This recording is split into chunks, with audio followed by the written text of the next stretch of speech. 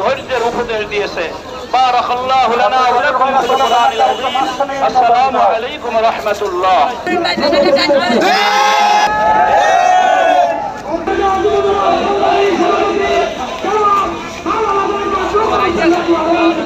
আজকে মানববন্ধনে দাঁড়ানোর উদ্দেশ্য হলো 15 বছর স্বৈরাচার শাসকের পতনের পরে বাকেরগঞ্জের যে সমস্ত স্বৈরাচার শাসক ইতিপূর্বে লুটতরাজ রাহাজানি সরকারি অর্থ আত্মসাৎ করেছে তাদের বিচারের আওতায় আনে বিচার করার দাবিতে আমরা আজকের এই মানববন্ধন। রুহুল আমিন হাওলাদার এবং লোকমান হোসেন ডাকুয়া এই তিনজনের বিচারের সম্পদের হিসাব নিয়ে বিচারের আওতায় আনার জন্য আমাদের আজকের এই মানববন্ধন।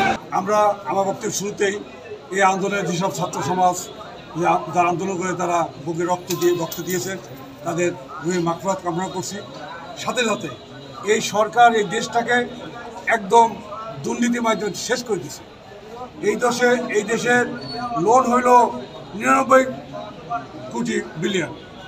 বিলিয়ন, আর এই সরকার মানে গত 15 বছরে 94 বিলিয়ন তারা দুর্নীতি করে এই দেশকে নিয়ে গেছে।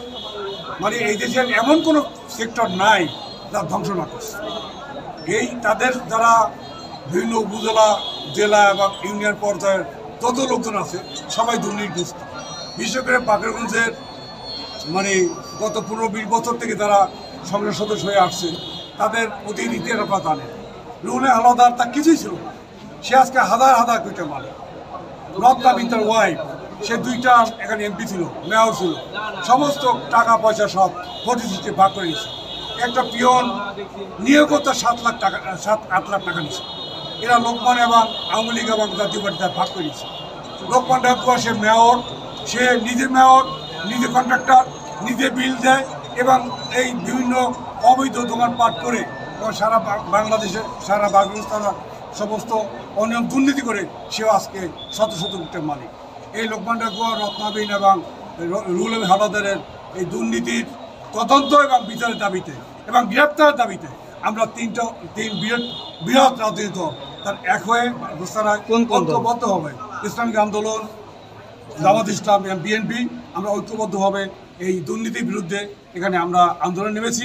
যতক্ষণ না পর্যন্ত এদের গ্রেপ্তার না করা হবে ততক্ষণ পর্যন্ত আমরা রাজপথে আছি। আমাদের সাবেক প্রধানমন্ত্রী দেশপ্রেমিক বেগম খালেদা জিয়া উনি বলেছেন সংখ্যালঘু বলতে কোনো শব্দ নাই, সব নাগরিক সমান। আমাদের প্রধান উপদেষ্টা ডক্টর ইউনূস বলেছেন আমরা একটা পরিবার, বাংলাদেশে বসবাস করি, আমরা একটা পরিবার, কে হিন্দু কে মুসলিম কে বৌদ্ধ খ্রিস্টান তা আমি দেখতে চাই না। আমি সংসদ সদস্য ছিলাম 5 বছর, এই পাকিস্তানায় কোনো হিন্দু সম্প্রদায়ের উপরে সামান্যতম নির্যাতন হয় নাই। সেখানে এখানে হিন্দু সম্প্রদায় এরা প্রেস কনফারেন্স করে তারা বলেছে যে পাকিস্তানায় কোনো সন্ত্রাস হয় নাই, কোনো রকম হিন্দুদের ক্ষতিগ্রস্ত হয় নাই এবং তারা এটা মিছিল করেছিল, এটা তার দুঃখ প্রকাশ করছে ইয়ের অফিসে বসে। সেটা বলতে চাই এখানে সংখ্যালঘু শব্দটা আমি ব্যবহার করতে চাই না। আমরা হিন্দু মুসলিম বৌদ্ধ খ্রিস্টান আমরা একসাথে বসবাস করতে চাই, কিন্তু আন্তর্জাতিকভাবে এটা ষড়যন্ত্র চলছে।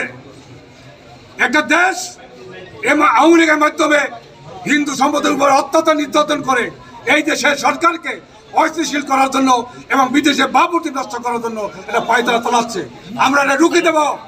পাকিস্তানের এই জনগণ কখনো এই সন্ত্রাস করতে দেবে না।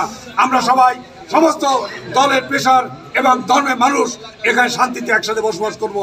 এই দেশ আমাদের, আমরা সবাই মিলে এই দেশ করবো।